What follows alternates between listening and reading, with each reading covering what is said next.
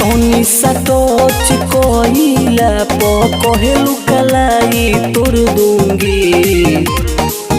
जो बेच बजरिया तूने मेरी पकड़ी भैया, मैं सबको